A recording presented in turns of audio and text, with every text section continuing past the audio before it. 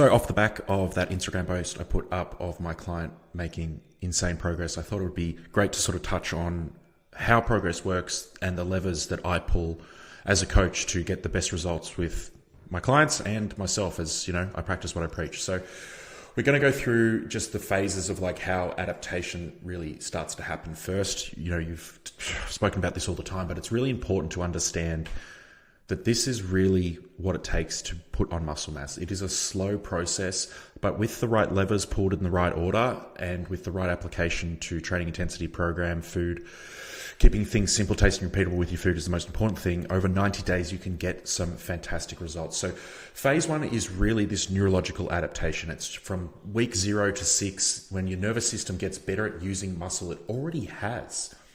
This is important. You know, you've already got some muscle under there, whether you're just starting training or you've been training for 3 to 5 years, there's muscle already there. But what can happen is as through this period of time, really the strength gains is just better motor unit recruitment. Essentially, your body just gets better at doing the thing. You get better coordination, so your body's not confused on there's a term called proprioception, right? So it needs to understand what it's doing in the space that it's in, on the machine, on the dumbbell, whatever it may be, the hip thrust, whatever. So this is overall improves your efficiency. Okay, so this allows you to get to the point where muscle is going to be stacked on, because if you're more efficient with the movement, you're going to be stronger in the movement, you're going to move more weight, you're going to be able to push yourself close to failure with better control. This is, you know, the first phase where strength goes up fast, muscle size barely sort of changes. And this is another thing is what happens when you tend to jump programs a lot. Is that even machines, just say you've got a set program, but you change machine every week. All that's sort of happening here is you're getting better motor unit recruitment and you're getting better coordination, but really not much is going to be happening as far as like a hypertrophy side of things. We want to be sticking to the same things. I say it a lot, you know, muscle gain is actually quite boring, and the guys and girls on my team that make the best progress are very boring programs and they don't change much. And this is why it's important here. It's like the 6 weeks and beyond into that 90-day mark is once your nervous system has adapted, more strength requires more muscle. So this is where your body goes, oh shit, okay, we're not strong enough to lift this load. I'm going to add more muscle mass through mechanical tension, which is taking that load close to failure. Now, failure doesn't mean, and as we'll get into this onto the video, that you just get to the point and you technically just can't do any more. There's certain metrics that we want to pull as far as like reps in reserve. Like, yes, that's going to get a heap of hate, like, oh, just train to failure. It does work. It sometimes doesn't though. Muscle damage is not a thing. I just put that in there as like a little thing. It doesn't damage the muscle. It's not something that repairs. It's really from mechanical tension is the main one. So I put this stuff in here as like a bit of a thing that everyone sort of says, like you get micro tears and metabolic stress and this sort of things. These three things actually don't happen. It's the mechanical tension that the muscle then adapts to and puts on more muscle through protein synthesis. So more muscle size increases strength, and this keeps climbing. So from that point, we move into phase 2, which is like how much muscle can you actually build in 90 days? It's probably something that a lot of you have sort of thought about, like, okay, well, if I do everything exceptionally consistent, what are we sort of looking at? So this is some rough numbers that, you know, we've pulled from the research. As a beginner, anywhere between sort of 1.5 to 3 kilos, depending on genetic ability. At this point, I'm just going to do subliminal messaging. Sign up for coaching. Sign up for coaching. Sign up for coaching. Sign up for coaching. You know, as far as the main thing is the exceptional consistency with doing everything exceptional, like essentially using the metric that I love is this obsession. You know, you become obsessed for this 90 days. Well, you're going to be more on this side of the scale. If you're doing some things and, you know, some things are doing poorly, more on the 1.5. Still great gains. You know, an image I like to create is the fact of like, if you buy 3 kilos worth of chicken breast, like that bag is huge, man. So that's an accumulation of muscle across your body. Intermediate, anywhere between 500 grams to 1.5, and advanced, this is the area that I'm in. Even if you're running, you know, anabolics and things like that, this is probably a little bit more skewed, but honestly, it's probably still pretty accurate, even depending on how much you're pumping your body full. But for a natural lifter, still very accurate as hell. This is not like actual sort of tissue, not like, it's like, this is actual tissue. It's not just like the scale going up from like water and some body fat and everything like that. It's actual fucking tissue going on, because like these are the requirements here Training hard with progressive overload. So we're going to get into this double progression model, eating in a small calorie surplus. We don't need to just be adding food in to see scale go up. Scale weight isn't a high percentage of muscle mass. It is usually just your body holding more water, more inflammation from training hard, and even at maintenance. I really like to sit a lot of people here at maintenance first before we do anything to build that work capacity into training, and then we add in a surplus. Hitting your protein targets daily, I like 2 times body weight. You can go even lower. I've run in my own experiments as low as 0.8 times body weight, and it still works. Sleep, massive here. You know, if I was doing one of those stupid fucking charts of like what's going to drive progress, like the tier list, sleep would be at the top. It's the best. Managing stress, going outside and making sure that you're touching grass, doing other shit other than the gym. I feel like, you know, when we're in this realm of obsession, we think, oh, that's all that matters. But remember, it's usually 1% of your day is the gym and meal prep when you're doing simple, tasty, repeatable meals. Get out there, man. You know, especially if you're fucking jacked or you've got a hot girl summer coming up. Like, get out there, get the rig out there, manage the stress, and be that beacon of health and fitness and what this obsession can really get you, and show the people that what being consistent for 90 days is really all about. So using myself as an example here with my chest press, we'll get into it with the videos down here, but we want to look at it from the lens of like progress is not just random. This is why, you know, we choosing multiple machines, doing different programs, like that's random. It's a summary between like how much muscle you're going to put on is genetics for sure, but more importantly, it's consistency, doing the basics, and time. I really like the analogy: effort times consistency plus time equals results. So how strength should progress over 90 days using the 2 progression model? I really like the 2 progression model as it is almost unlimited progress. We want to be making sure that we're using 2 metrics here. There are 2 levers. Add more load to the bar, or 2, add more reps with the same load. As you want to look at it from a perspective of I can do my best pyramid drawing over here, is that the base of your pyramid is your strength, right? So we start here, and the more that you build out reps here, the larger that this base of your pyramid gets.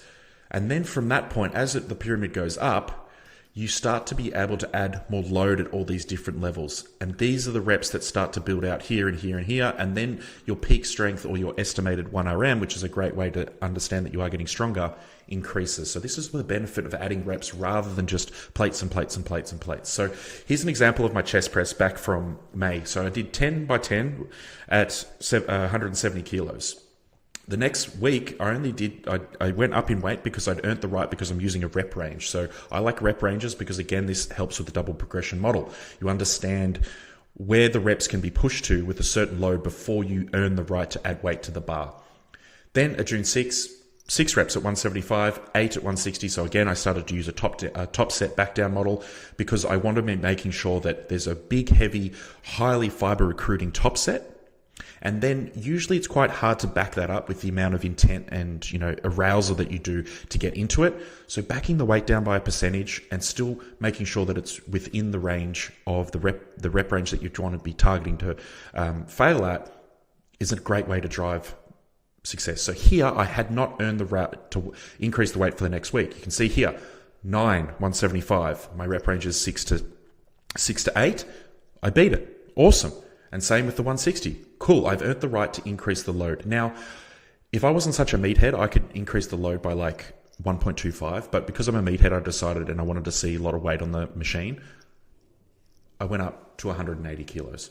So again, I got 8. So I got the top here. And then this the following week, I didn't increase the load because I got the max, but I wanted to tidy it up. Again, intensity of the session is just as important. 10 at 165, my back down went up. So that's why we come back down to the pyramid analogy here. My amount of reps at the base level here at 165 went up. So that means that my level of strength for the next sort of top set has potentially increased. But guess what? It didn't. I went backwards. I went 6 reps at 180. What the hell happened there? Well, strength again isn't linear. We want to be making sure that we're getting good tissue adaptation across here, then the strength will increase from here, like I spoke about back here. So some weeks you're going to stay at the same weight and you might even do less. It's not a failure. You're still within the rep range of pushing hard. And then look, I went up in my back downs and even my back downs didn't move.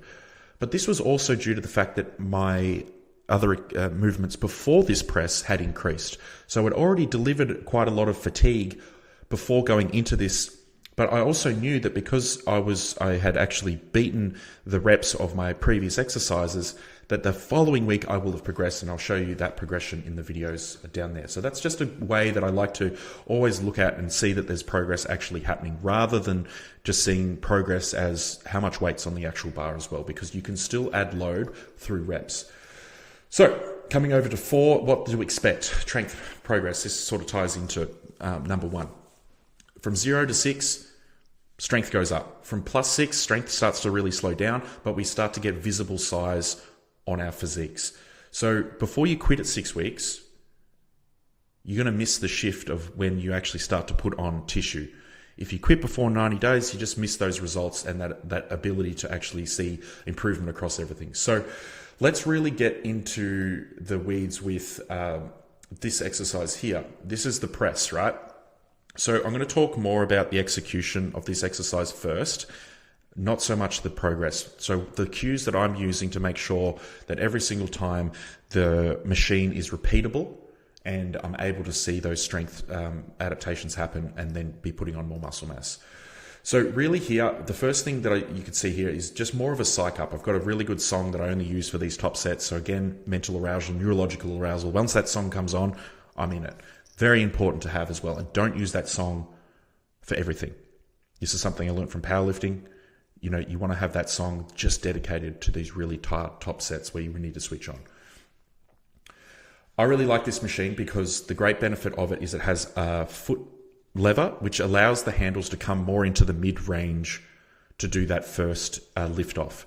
Your muscles are the strongest in the mid-range. They're the weakest in the shortened and the lengthened position. So anything that you can start in that mid-range, even if you have a spotter or you could put yoga blocks under the handles, anything to start in that mid-range, you're going to have a much higher output with that set because you're starting in a strong position. Remember, how you start is probably how you're going to finish. So you need to make sure that your execution is really up there.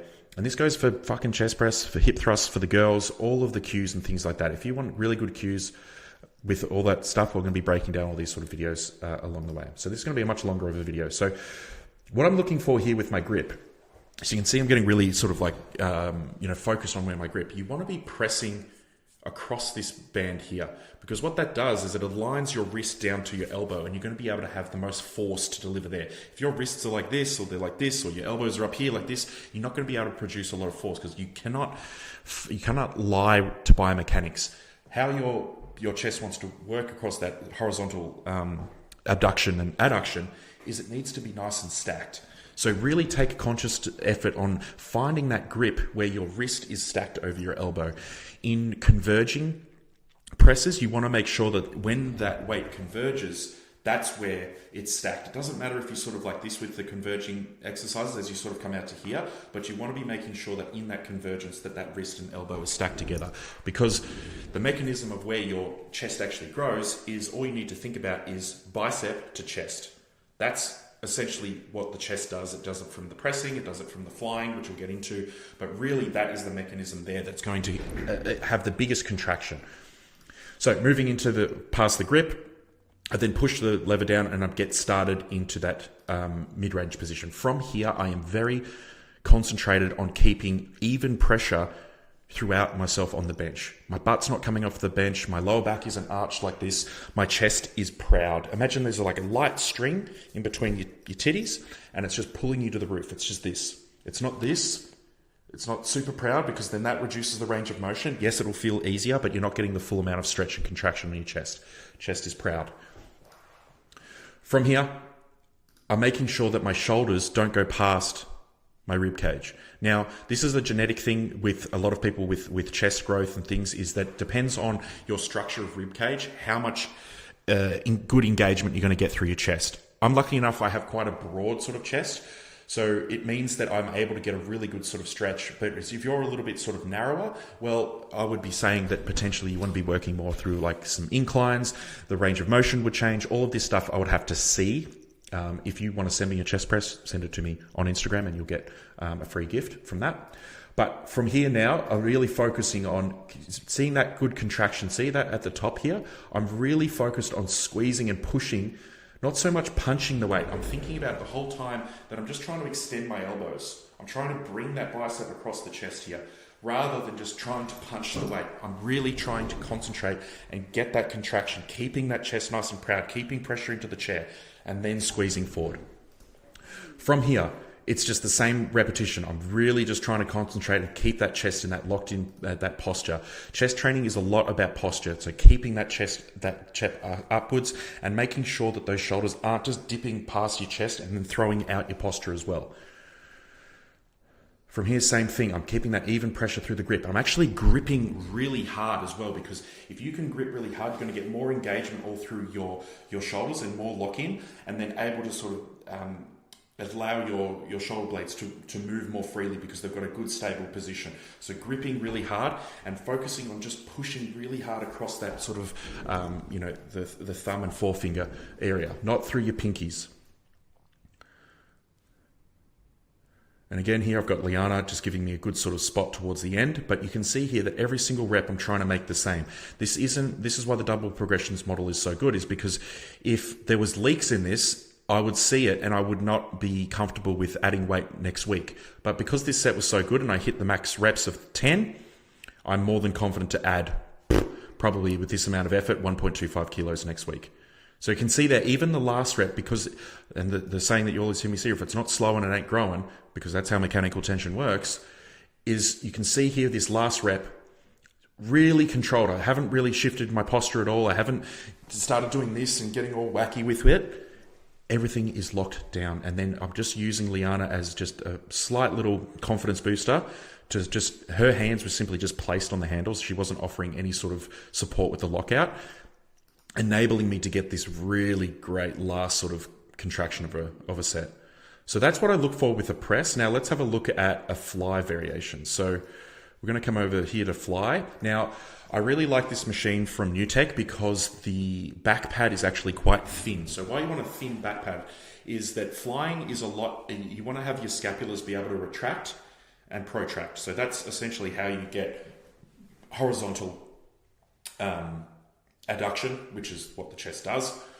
And then from there, you don't want to be like restricting the shoulder blades really back, as then your scapula is not going to move, and you're going to feel a lot of tension through your front delt, as that's going to be the main mechanism that moves, and also your bicep as well. So having something with a thin pad. Now, a great setup that you can do if it doesn't have a thin pad is you can get a foam roller and wrap a stretchy band around it, and then sit on it that way, and then that will allow your back to sort of free up and have a lot more sort of motion with it as well. So see here, I'm getting my grip all set up. Again, I'm gripping really hard. I'm making sure that this is all stacked here. My wrists aren't like this. They're not like turned in. And as well, I'm not sort of flying up here. I'm flying directly in front and cross nipple. Again, every single time and every single rep, I'm thinking bicep to chest, bicep to chest. It's not bent, because you can do this experiment at home, right? Maybe you fly like this. Feel the difference from simply holding onto your chest from this position to this position. The contraction is quite noticeable. So that's where you want to be focusing on there. So from here, I'm really setting up nice and well. You'll see what I'm looking for with my flies is not so much just coming together. I'm trying to almost reach out in front and let that whole back wrap around and then close in like this. I'm not finishing here, I'm finishing here. But this is what I'm looking. I'm thinking about opening a big door in front of me. So elbow arms are bent. And then from there, I'm wrapping around here while keeping my chest proud, okay? What tends to happen is if you are going too heavy with flies, or you're just getting a little bit overexcited, you cave in like this. And this is why your chest probably doesn't grow. It needs to be nice and proud. That string, the ceiling, and you're opening that big barn door just to here again. We don't want shoulders going past torso. We just want it to there to stretch, because all you're stretching from here is your shoulder joint to your chest. From there, and then from here, you're wrapping around. So see that difference? Anyway, we'll see it in the video rather than me just performing it or nothing. Again, same thing. I'm just really making sure that I'm just trying to keep that good posture. My head's up, so that allows me to have my chest up. If I'm like this, I can't breathe properly. And then from here as well, I'm making sure that my feet, I'm actively pushing myself into the pad so I'm not losing posture here. And of course, I've got Liana to help me out with the last few reps. But again, I'm really focusing here heavily on not losing posture. My last reps are the same as where I started as well. So that's number one, is what you want to look at. It's like, as far as your execution is concerned, like that's probably the first lever that you really want to pull. So week 4, you got baseline here, you got 100 kilos, and your rep range, just say, is from 6 to 8. You got 6 reps at 100 kilos. The RIR is pretty average, but then when you push it again next week for 8 reps, it's 0. This is where you want to be, and the form's tighter, the bar speed's strong, etc., etc. Same weight, more reps, better form. That is progress. Okay, so again, once you reach that rep range, it's again why we're working with a rep range. You have earned the right to increase the weight from that point. Or if you deem it, like you look at the videos, all of you should be fucking filming your sets. If it looks sloppy, well, you're staying at that weight. Okay. Then you add load and repeat. That's how muscle and strength is built. Okay. So quite a long sort of video. The main sort of thing that you want to take away from this is the execution side of things, is that it's how important it is to make sure for muscle growth, because strength comes first from your brain learning how to do it. Muscle comes later from consistent mechanical tension. You can build real muscle in 90 days if you do the basics exceptionally well and you're eating in a slight surplus with those keep it simple, tasty, repeatable meals. Track your lifts, film your lifts, and use the 2 progression model to improve your execution. You want to be like not thinking about, like, everyone sort of thinks like, oh, I train so hard, but this is true. When people say how hard they train, it's usually they list off 20 exercises or how many days they train. It's usually not about doing the thing better, more consistent across everything else. One of my most favorite, let's use a push day, for example. This was my push day.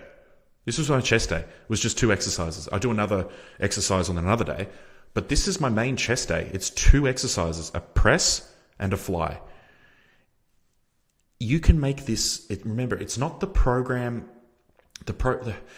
you make the program hard. Okay, write that down. Like, think about that. You make the program hard. It's not that the program's fault. It's you haven't probably been training it hard enough. Okay, so do less, but do it better. Consistency beats everything. Okay, now I got another pencil. So again, if you want a clear plan for your next 90 days, I'll show you exactly how to use these levers to get results. And make sure as well you get a free gift if you DM me the word better on Instagram to learn more. That was a really long one. That was a lot of fun, actually. That's it.